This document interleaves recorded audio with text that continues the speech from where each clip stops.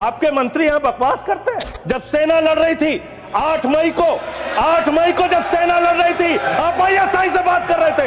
जो आतंकवाद को जन्म देते हैं आप उनसे बात करते हैं। आसिम मुनीर और आसिम मलिक दोनों से आप बात कर रहे थे। प्रधानमंत्री जी, आप गोदी मीडिया से अपनी चाटुकारिता दिन रात करवाना चाहते हैं, करवाइए, कोई हमें दिक्कत नहीं है, वो लोग करेंगे ही। लेकिन जब युद्ध का समय है, लड़ाई का वक्त है, इतने गंभीर समय में है, ऐसे समय में आप ऐसे समय में झूठी खबरें वहां पे चलवा रहे हैं, लाहौर में घुस गए, इस्लामाबाद में घुस गए, यहां कराची में कब्जा हो गया, रावलपिंडी में कब्जा हो गया। अरे भाई, ऐसे वक्त में हमारी सेनाएं लड़ रही होती हैं, उनको सही जानकारी सारी चीजों की होती है, परिस्थितियों का। आप उनके जीवन को संकट में डाल रहे हैं। कौन कहां लड़ रहा है, किस पोजीशन पे है, आप दुनिया भर की जो भी मन हो रहा खबरें चलाए जा रहे हैं मीडिया पे। लेकिन इतने गंभीर विषय पे दोनों सदनों के अंदर चर्चा हो रही है। 18 घंटे काम करने वाला प्रधानमंत्री 2 घंटे भी दोनों सदनों में क्यों नहीं है, यह सवाल हम लोग पूछना चाहते हैं। कह रहे हैं आपकी बात सुनने के लिए नहीं आना चाहते, राजनाथ सिंह की बात सुनने आ जाते। ये लोग भी बकवास करते हैं। हम लोग जब बोले मत सुनो, भेज दो वापस, कम से कम अपने लोगों की तो सुनने आ जाओ। वो भी सुनने नहीं आते, बकवास बोला सब, बकवास सब नहीं, उन्होंने बोला हट जाएगा दोनों। जैसे आप उनका सुन ले, वैसे मैंने उनका सुन लिया। तो आपके मंत्री यहां बकवास करते हैं। आपके माननीय मंत्री, सांसद, नेता जो आते हैं यहाँ बकवास मत बोलिएगा, आप चेयर ने मना कर दिया। चलो, प्रधानमंत्री जी अवतार हैं, वो अदृश्य रह के भी कहीं मौजूद हो सकते हैं। उनको आना नहीं होता शारीरिक रूप से, वो प्रकट हो जाते हैं। नॉन बायोलॉजिकल है सर वो। कल से कहा जा रहा है हमने अपने आप सीज फायर डिक्लेयर किया, इसमें किसी तीसरे देश का हस्तक्षेप नहीं है। सीज फायर का डिक्लेरेशन भारत की धरती से नहीं होता, अमेरिका की धरती से होता है। अमेरिका का राष्ट्रपति ट्रंप वो ट्वीट करके जानकारी देता है सीज फायर हो गया दोनों देश में।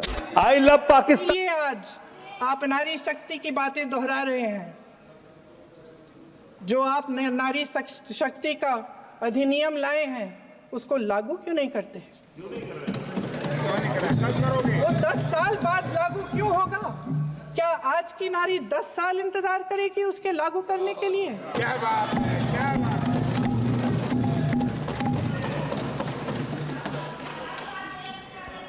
आज संसद में बैठे हुए सत्ता पक्ष के मेरे साथी ज्यादा से ज्यादा अतीत की बातें करते हैं। 1921 में क्या हुआ, कब हुआ, नेहरू जी ने क्या किया। अरे वर्तमान की बात करिए, देश को बताइए आप क्या कर रहे हैं, आपकी जिम्मेदारी क्या है? कि सारी जिम्मेदारी जवाहरलाल नेहरू की है। अध्यक्ष महोदय जी, ये सरकार आर्थिक न्याय का सुरक्षा कवच तोड़ रही है। आज संसद में बैठी ये सरकार बेरोजगारी और महंगाई से जूझ रही हमारी जनता को क्या राहत दे रही है? कृषि के कानून भी बड़े बड़े उद्योगपतियों के लिए बन रहे हैं। सही एमएसपी को छोड़िए, डीएपी तक नहीं मिल रहा है।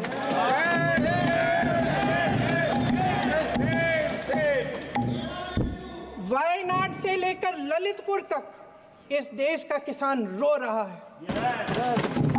आपदा आती है तो उसको कोई राहत नहीं मिलती। भगवान भरोसे है आज इस देश का किसान, उसको छोड़ दिया गया है।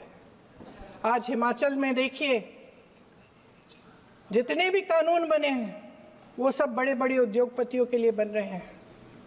हिमाचल में जो सेब उगता था, उसके जो छोटे छोटे किसान हैं वह रो रहे हैं, क्योंकि एक व्यक्ति के लिए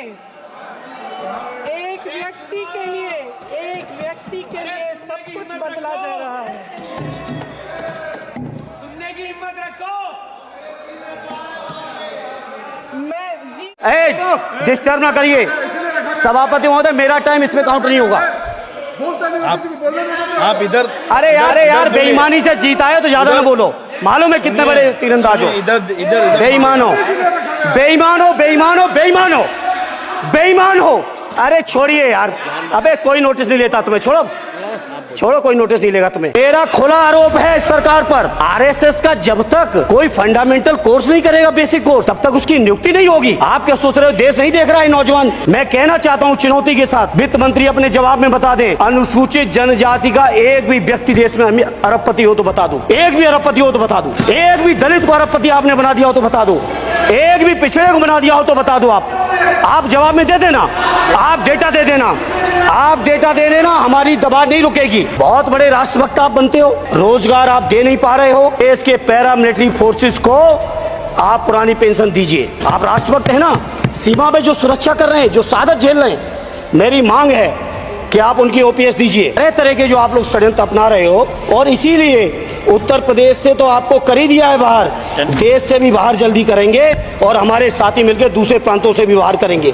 अरे आपको कुछ नहीं पता है, अरे यही तुम्हारे सैनिकों के लिए, यही तुम्हारा भाव है। 1000 से ज्यादा शिक्षा मित्र। सरकार पूरी तरह से गरीब विरोधी, किसान विरोधी, नौजवान विरोधी, बुनकर विरोधी, छात्र विरोधी, दलित विरोधी, पिछड़ा विरोधी, मजदूर विरोधी, जितनी भी अगर उपाधियां दी जाएंगी सभापति महोदय वो कम है।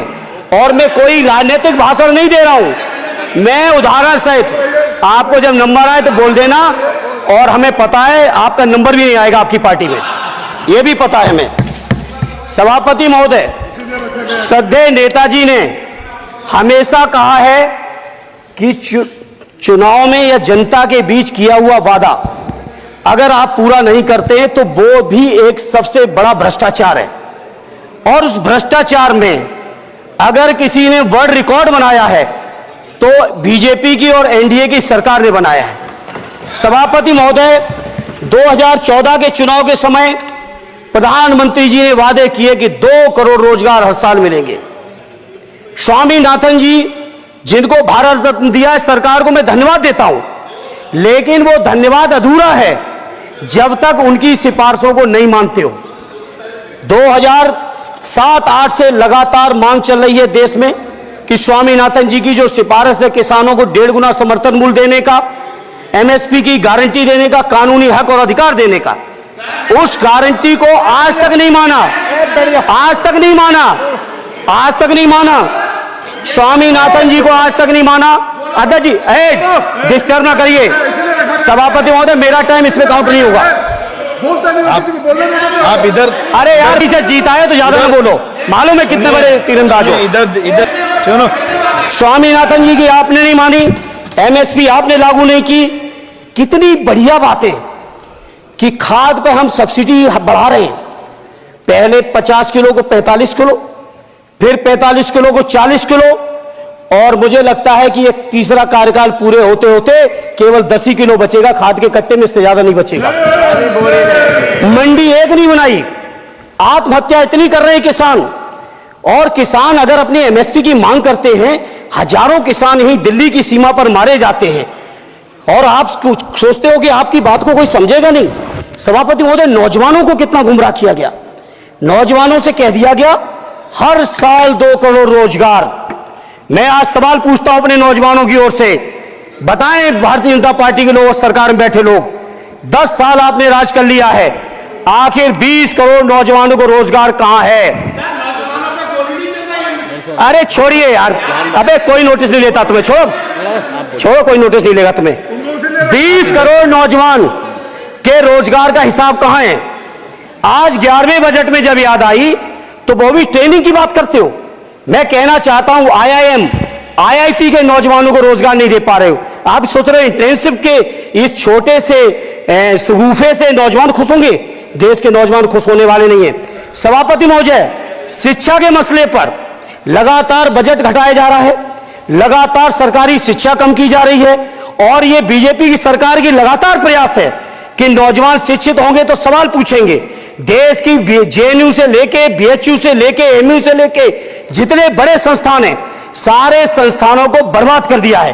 एक भी दलित, एक भी पिछड़े, कहीं आपका वाइस चांसलर नहीं है, लगातार जितने भी आपके professor, associate professor, assistant professor की नियुक्तियों में आरएसएस का जब तक कोई फंडामेंटल कोर्स नहीं करेगा, बेसिक कोर्स, तब तक उसकी नियुक्ति नहीं होगी। आप क्या सोच रहे हो, देश नहीं देख रहा है नौजवान? यूजीसी का बजट, यूजीसी का अभी हमको जेल में भेजा है, कल तुमको जेल में आना है, तुम सबको जेल में आना है। जेल का बजट बढ़ा दो, जेलों को ठीक कर दो, अगला नंबर तुम्हारा है, तुम्हें जेल में आना है। मिस्टर संजय सिंह, कम जेलों को तो ठीक कर दो, अगला नंबर तुम्हारा। आपका मकसद ट्रायल कराना नहीं, न्याय दिलाना नहीं, आपका मकसद हम लोगों को पकड़ के जेल में रखना है। जितना जेल में डालोगे उतना गर्त में जाओगे। जिसने भी ये राजनीति की है उसका समापन हो गया है। अभी 240 पे पहुंचे हो, कल 24 पे पहुंचोगे, इसके बाद 2 पे भी आओगे। आप वो लोग हैं जिन्होंने भारत के तत्कालीन राष्ट्रपति श्री रामनाथ कोविंद जी को प्रभु श्री राम के मंदिर के शिलान्यास में नहीं बुलाया। आप वो लोग हैं जिन्होंने मौजूदा राष्ट्रपति श्रीमती द्रौपदी मुर्मू जी को राम मंदिर के उद्घाटन में नहीं बुलाया। आप दलितों से, पिछड़ों से, आदिवासियों से, अल्पसंख्यकों से, मुसलमानों से नफरत करने का काम करते हैं। ये आपकी सच्चाई है। आपने रेहड़ी पटरी वालों को कहा अपने नाम के आगे नेम प्लेट लगाओ, हिंदुओं की, मुसलमान, दलितों के पीछे आदिवासी हो, क्या हो ये बताओ। अगर नेम प्लेट लगवाना है तो लगवाइए गले में नेम प्लेट। नीरव मोदी के गले में नेम प्लेट लगवाइए कि 20,000 करोड़ रुपए हिंदुस्तान का वो बाकी है, लगवाइए नेम प्लेट। 10,000 करोड़ रुपए विजय माल्या हिंदुस्तान का बाकी है, लगवाइए नेम प्लेट गले में। ललित मोदी के कि 3,000 करोड़ रुपए हिंदुस्तान का लूट के भाग गया, लगवाइए नेम प्लेट। मान्यवर, मैं कहना चाहता हूं नितिन संदेशरा के कि वो 6,000 करोड़ रुपए हिंदुस्तान का लूट के भाग गया, लगवाइए नेम प्लेट। अडानी के कि 2.5 लाख करोड़ रुपए का कर्जा आपने एक आदमी को दे रखा है, लगवाइए नेम प्लेट उन पूंजीपतियों को जिन्होंने हिंदुस्तान की बैंकों को खाली करने का काम किया। मान्यवर, मैं जानता हूं इनके मन में दर्द होगा। मान्यवर, अभी चुनाव हारे हैं ये उत्तर प्रदेश में, तो वहां पर अगर कोई बोर्ड लगाएगा जाटव ढाबा, कोई अपने ढाबे के आगे अगर वाल्मीकि ढाबा लिखेगा तो आप लोग उसके यहां खाने नहीं जाओगे। मैं जानता हूं आपकी मानसिकता। देश के प्रधानमंत्री को 73 साल की उम्र में तीसरी बार प्रधानमंत्री बनना है, लेकिन किसान का बेटा नौजवान सेना में 4 साल की नौकरी करेगा। ये भेदभाव क्यों है? 20 करोड़ नौकरियां आपने नहीं दी, फिर नौजवानों ने कहा नौकरी दो, नौकरी दो, फिर आपने कहा पकौड़ा तल लो, पकौड़ा तल लो, फिर आपने कहा पान की दुकान लगा लो, पान की दुकान लगा लो, फिर आपने कहा 4 साल की नौकरी कर लो सेना में, 4 साल की नौकरी। आदरणीय नरेंद्र मोदी जी की सरकार अगली योजना लेके आएगी कि इस देश के नौजवानों को मुफ्त में 5 करोड़ कटोरा बांटा जाएगा, भीख मांगो योजना। देश के प्रधानमंत्री को 73 साल की उम्र में तीसरी बार प्रधानमंत्री बनना है, लेकिन किसान का बेटा नौजवान सेना में 4 साल की नौकरी करेगा। ये भेदभाव क्यों है? 20 करोड़ नौकरियां आपने नहीं दी, फिर नौजवानों ने कहा नौकरी दो, नौकरी दो, फिर आपने कहा पकौड़ा तल लो, पकौड़ा तल लो, फिर आपने कहा पान की दुकान लगा लो, पान की दुकान लगा लो, फिर आपने कहा 4 साल की नौकरी कर लो सेना में, 4 साल की नौकरी। आदरणीय नरेंद्र मोदी जी की सरकार अगली योजना लेके आएगी कि इस देश के नौजवानों को मुफ्त में 5 करोड़ कटोरा बांटा जाएगा, भीख मांगो योजना। आप कहते हैं आप दुनिया की 5वीं बड़ी अर्थव्यवस्था है। अरे ये तो सच्चाई बताइए कि ये 5वीं बड़ी अर्थव्यवस्था किसके लिए है? आपने चंद पूंजीपतियों का 16 लाख करोड़ रुपए माफ किया। ये इस देश की सच्चाई है। ये है आपके विकसित भारत के खोखले बजट की सच्चाई। हर वर्ग को आपने चोट पहुंचाने का काम किया। मान्यवर, ये बजट हिंदुस्तान के किसान के खिलाफ है, ये बजट हिंदुस्तान के नौजवान के खिलाफ है, ये बजट हिंदुस्तान के व्यापारियों के खिलाफ है। ये बजट सिर्फ और सिर्फ मोदी जी के मित्रों के लिए बनाया गया है। इनको जेल में आना है। One second